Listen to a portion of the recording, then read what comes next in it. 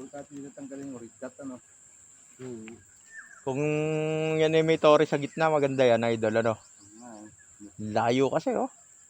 Layo. Kawayan dyan, no? Iulit mo dito. Dito mo lang ang ating bulim. Taas pa kasi. Ito kayo maglalagay doon. Yan, yan, oh. Talagang doon nakikita yan, sa may gilid na yan. Nakita ko nga doon kanina, idol. Kalalaki. Kalalaki eh. 3. Ganyan na maglalaro. Mga gaunan na eh. Yung taga raw yan, bababaw pa nga yan eh. Yan ang gigilid ang isda sa ano ngayon. Lukay kasi yan na. Hindi natin, maganda rin pumasya. Tapos yung gano'n. Ayan. Oh, ayan guys, andito na kami, oh.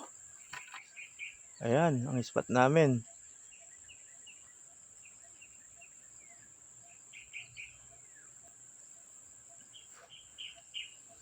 Yung huli nila, oh. Lalaki. Sa ilang kilo na kaya to? Baka ito 4 na kilo na. Oh, yung bigat. Diyan laki ng tilapia, oh. Nagaunan na yung tilapia, mga idol, oh. Grabe, malaki pa sa karpa. Oh. Grabe, lalaki. Bigat. Baka 5 kilo na to. Grabe. Lalim na kasi na. Walang nagpakita ng ayos.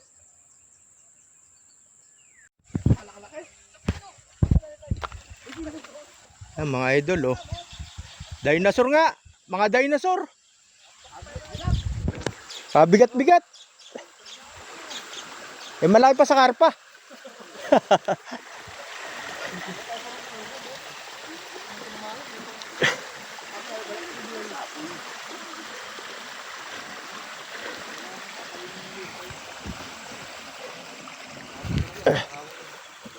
Ayan mga idol, uwi na kami. Nagkakapang yan sa buhanginan.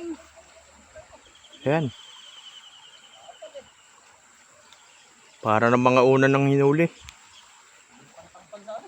Sulit ang lakad kahit mahirap. Ayan ang spot namin. Salamat sa biyaya ng ilog. Uwi na kami.